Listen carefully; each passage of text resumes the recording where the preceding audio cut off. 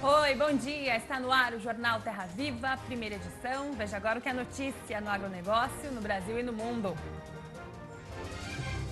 Medida provisória da liberdade econômica deve favorecer o pequeno e microprodutor. Presidente Jair Bolsonaro diz que Brasil não precisa do dinheiro da Alemanha.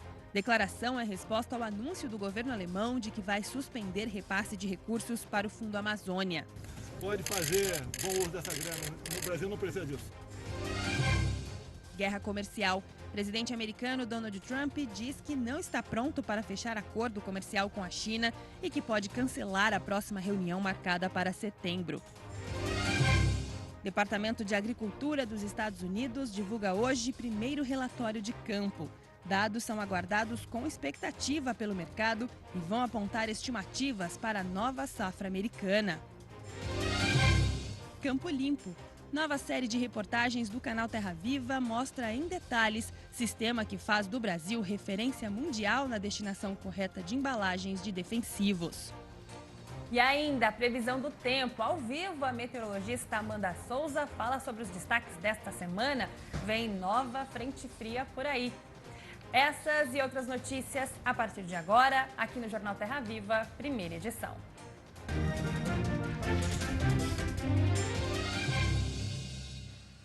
Corrida contra o tempo. A medida provisória da liberdade econômica que vai reduzir a burocracia para pequenos negócios corre o risco de perder a validade se não for votada no plenário da Câmara dos Deputados em Brasília até esta semana. O governo tem menos de 20 dias para articular a votação no plenário da Câmara e no Senado. Se não for aprovada até o dia 27 deste mês, a medida provisória da liberdade econômica caduca e perde a validade. O secretário especial de Desburocratização, Gestão e Governo Digital do Ministério da Economia confirmou que o texto deve sofrer alterações e mostrou preocupação com o prazo apertado. Ela precisa ser votada na semana que vem no Congresso, na Câmara de Deputados. Depois ela vai para o Senado, pode ser aprovada no Senado. E se sofrer alguma alteração, ela volta para a Câmara. Como o prazo é muito pequeno, menos de 3 semanas, nós realmente temos que ficar atentos e pressionar o parlamento para que possa discutir e aprovar o quanto antes possível. A MP deve tornar mais simples os processos de abertura e fechamento de uma empresa, por exemplo. A necessidade de alvará para atividades de baixo risco será extinta. O prazo de concessão para outras atividades terá um tempo máximo estipulado pelo governo e passará a valer automaticamente caso o Estado não tome decisão. Vai obrigar todos os órgãos, inclusive ambientais e sanitários, a terem prazos. Então, se você é produtor rural e entrou com um pedido de licenciamento ambiental, você vai ter um prazo para receber um retorno. Hoje você não tem. No agronegócio, a MP deve favorecer principalmente o pequeno e o microprodutor. Segundo o governo, nenhuma licença poderá ser exigida, enquanto o empreendedor estiver testando, desenvolvendo ou implementando um serviço de baixo custo, que não tenha risco elevado. Mas a ideia é que vai facilitar muito a vida do cidadão, do empreendedor, do produtor rural, que hoje muitas vezes fica sem saber quanto tempo vai levar para ele poder fazer o seu empreendimento, a sua lavoura, o seu negócio. Então o Brasil precisa mudar muito isso aí. A previsão da Secretaria de Política Econômica do Ministério da Economia é de que a medida gere 3.700.000 empregos em até 10 anos e aumente o PIB per capita do Brasil em 7%. O presidente Jair Bolsonaro disse neste domingo que o Brasil não precisa do dinheiro da Alemanha para proteger a Amazônia e questionou o real interesse do país na floresta. Foi uma resposta ao anúncio do governo alemão de suspensão do repasse de recursos para o Fundo Amazônia devido ao aumento do desmatamento na região. Investir, ela não vai comprar mais a Amazônia, vai deixar de comprar a prestação Amazônia. Pode fazer bom uso dessa grana. No Brasil não precisa disso. Não é ruim para a imagem do Brasil? Já dei a minha resposta. A imagem do Brasil, você acha que eu estou interessado, grandes países estão interessados na imagem do Brasil ou se apoderar do Brasil? Guerra comercial. O presidente americano Donald Trump disse que não está pronto para fechar um acordo comercial com a China e que pode cancelar a próxima reunião com os negociadores chineses, que está marcada para setembro. Trump disse que as conversas estão indo bem, mas que o acordo ainda não deve sair porque os Estados Unidos não estão prontos.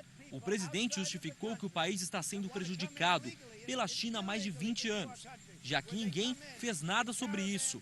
Ele não tem escolha a não ser tomar as medidas necessárias. Mais cedo, a imprensa americana tinha informado que Trump pretende barrar o governo de fazer negócios com a empresa chinesa Huawei. A Casa Branca esclareceu que o Departamento de Comércio avalia as licenças da companhia no país. A medida seria uma retaliação à interrupção da compra de grãos americanos pelo governo chinês, anunciada no começo da semana. A guerra comercial voltou a se intensificar depois que Trump ameaçou impor 10% de sobretaxas sobre 300 bilhões de dólares em produtos chineses, a partir do dia 1º de setembro.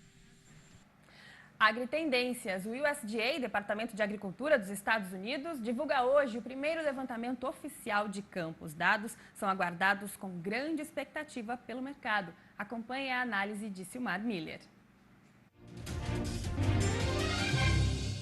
Com a guerra comercial entre Estados Unidos e China aparentemente sem possibilidade de desfecho no curto prazo, o foco dos mercados agrícolas se volta agora para o básico, o balanço físico entre oferta e demanda com o que se tem na mão no momento.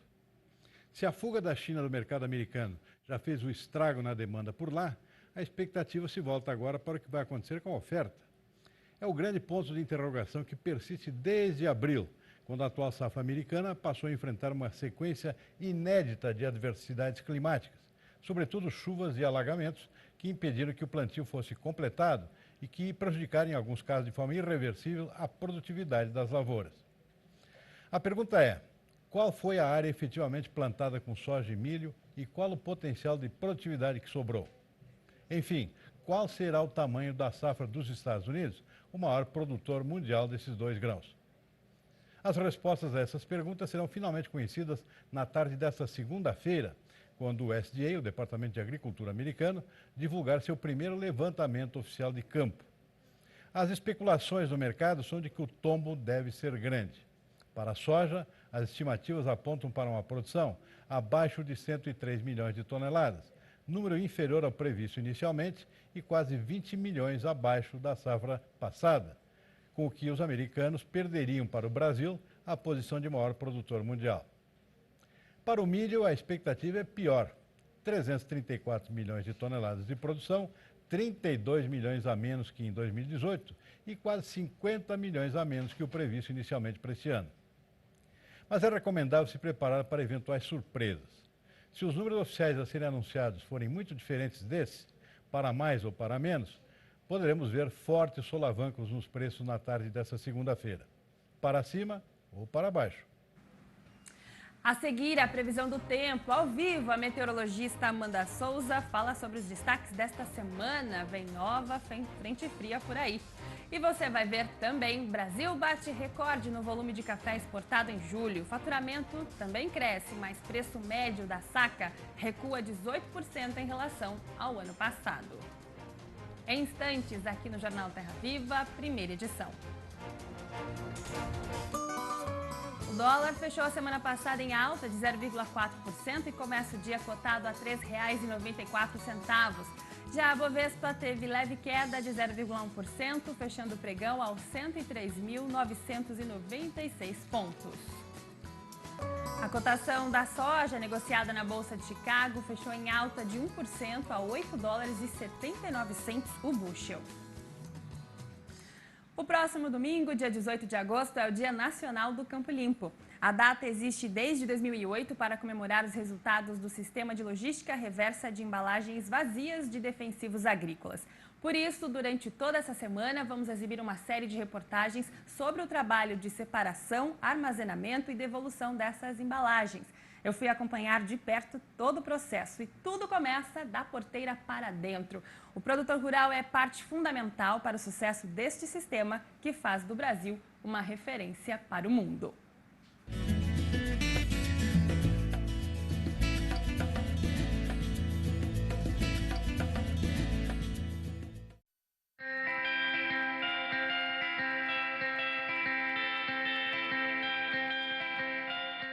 As milhares de toneladas de embalagens vazias de defensivos retiradas do campo até hoje ajudaram o Brasil a economizar energia, reduzir a geração de resíduos que prejudicam o meio ambiente e a evitar a emissão de quase 700 mil toneladas de gases poluentes. Resultados como esses mostram que o descarte correto do lixo está longe de ser uma preocupação apenas das grandes cidades. A sustentabilidade se tornou o pilar fundamental para a produção agropecuária. Nós somos olhados como vilões e eu acredito que não é por aí, não é dessa maneira. Eu costumo dizer que não existe nenhuma pessoa mais interessada em proteger o meio ambiente como nós, produtores rurais. Marcelo é produtor de cana, soja, milho e sorgo. Terceira geração de uma família de agricultores, toca as propriedades junto com os irmãos. Foi o pai dele que começou a fazer o descarte correto das embalagens desde o começo do Sistema Campo Limpo, lá em 2002. Antes, quando não havia legislação para isso, as embalagens vazias davam uma tremenda dor de cabeça. As embalagens sempre foram um problema, né, para nós produtores rurais. E a gente, ao certo, não sabia como proceder com o descarte correto dessas embalagens. Muitas embalagens dessa, vou confessar para você que a gente até queimava, reutilizava, enterrava, porque não sabia o que fazer. Marcelo conta ainda que o esforço é diário para treinar os funcionários e mostrar a importância desse trabalho. Por ano, ele devolve cerca de 1.500 embalagens. Isso é uma prática, a gente sabe da importância dessa prática e a gente leva toda essa informação para eles. É meio complicado fazer eles utilizarem, principalmente os EPIs, que são os equipamentos de proteção individual, mas eles utilizam e a gente pega bastante no pé dele em relação a isso para eles utilizarem. Tudo começa na fazenda. O produtor é responsável pela lavagem correta das embalagens, armazenamento adequado e pela devolução nas centrais de recebimento. Ele é o elo principal de toda essa cadeia e a gente consegue ter esses resultados que nós estamos atingindo graças ao comprometimento que ele tem também com o meio ambiente. No Brasil, 94% das embalagens de defensivos são devolvidas pelos produtores, número que faz do país referência mundial na destinação correta deste tipo de resíduo. Estamos na frente dos Estados Unidos e da Europa. Enquanto as grandes cidades sofrem com as consequências da poluição e com a falta de políticas eficientes na gestão do lixo, o campo sai na frente e mostra que produção e sustentabilidade caminham lado a lado.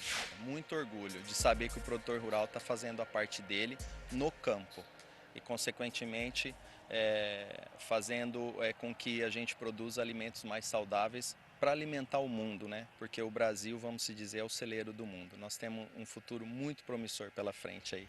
Vamos com certeza fazer a nossa parte.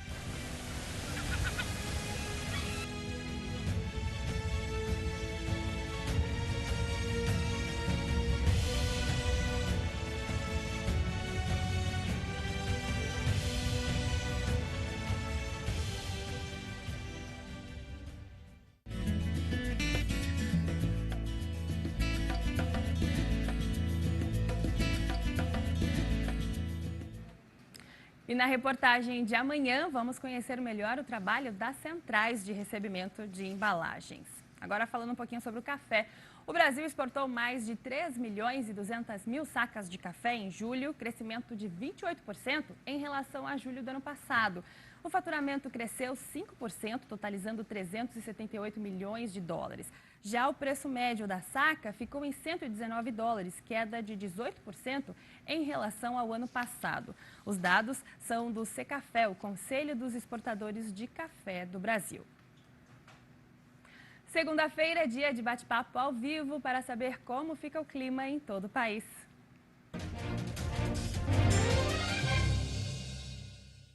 Eu converso agora via Skype com a meteorologista Amanda Souza, hoje em novo estúdio. Olá, bom dia, Amanda. Olá, bom dia, Nayane, bom dia a todos.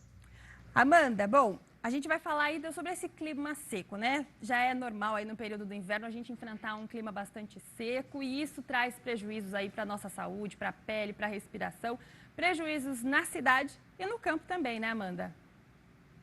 Exatamente, Daiane. A gente está numa época mais seca do ano mesmo, mas a estiagem já está bastante prolongada. E hoje eu trouxe aqui alguns dados de onde a gente tem mais períodos aí sem registro de chuva. Principalmente aqui, olha só, áreas de Mato Grosso, São Paulo já são mais de 100 dias sem registro de chuva agrícola, aquela chuva que tem pelo menos 10 milímetros. Então, realmente um tempo mais seco que tem se espalhado pelo Brasil Central, principalmente em áreas aí do centro-oeste, do sudeste e também em áreas do interior nordestino. Então, realmente um tempo mais seco que vem predominando nesses últimos dias. E aí, junto a isso, como você comentou, já traz prejuízos para a nossa saúde, deixa a umidade relativa do ar baixa, a umidade do solo baixa também. E aí, uma grande preocupação que a gente está vivendo são um grande número de focos de incêndio. Por exemplo, em Mato Grosso, que é o estado com maior número de focos de incêndio desde o início do ano até agora, já são quase 10 mil focos de queimadas somente no estado Mato Grossense, muito diferente de Pernambuco, que tem apenas 125 ao longo deste ano. E lembrando, né, Daíra, o período de proibição de queimadas em áreas produtoras ainda é válido até 15 de setembro. Tá certo, Amanda. Informação importante aí para o produtor, claro. Porque, inclusive, pode dar multa aí em quem desobedecer essa regulamentação. Agora, Amanda, falando um pouquinho aí sobre os próximos dias, vem nova frente fria por aí? A gente pode esperar frio extremo novamente? Tem sim, Daiane. Tem uma nova frente fria que já está atuando no Rio Grande do Sul nesta segunda-feira, já está provocando chuva por lá. Essa frente fria vai avançar, mas não de forma abrangente. Leva chuva no Rio Grande do Sul, Santa Catarina, boa parte do Paraná, ainda não chega nas áreas produtoras no norte do estado. Pode passar aqui pela faixa leste do sudeste, mas logo vai embora. Mas o destaque desta frente fria é mesmo a queda na temperatura. Vem sim frio por aí. Nesses próximos dias teremos queda acentuada na temperatura, principalmente no sul do Brasil. E aí volta aquele risco de geada, com o retorno do tempo mais seco. Essa frente fria vai embora, principalmente meados da semana. Volta a predominar o tempo mais seco. Tem temperaturas mínimas aí abaixo dos 3 graus. A gente não descarta novamente o risco de geada em áreas produtoras da região.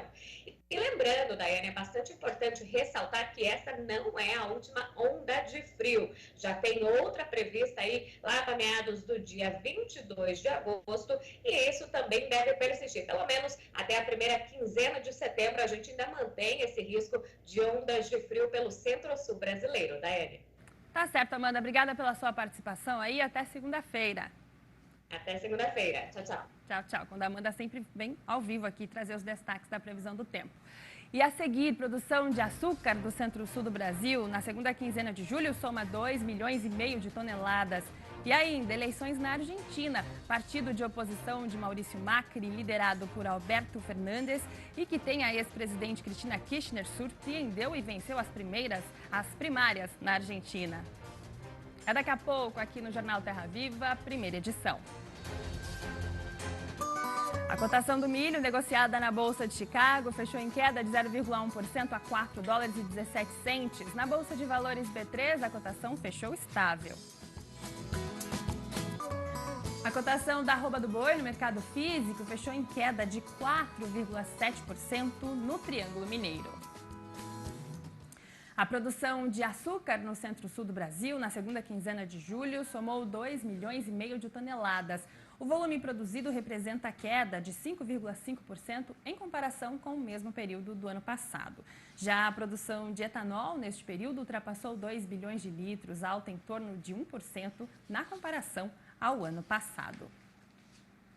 Agora, noticiário internacional. O partido de oposição de Maurício Macri, liderado por Alberto Fernandes e que tem a ex-presidente Cristina Kirchner, surpreendeu e venceu as primárias na Argentina. Com mais de 95% das urnas apuradas, Fernandes tem larga vantagem. São mais de 47% para a chapa de oposição, contra cerca de 32% para o atual presidente, 8% de Roberto Lavagna, que é o terceiro. A eleição está marcada para o próximo dia 27 de outubro.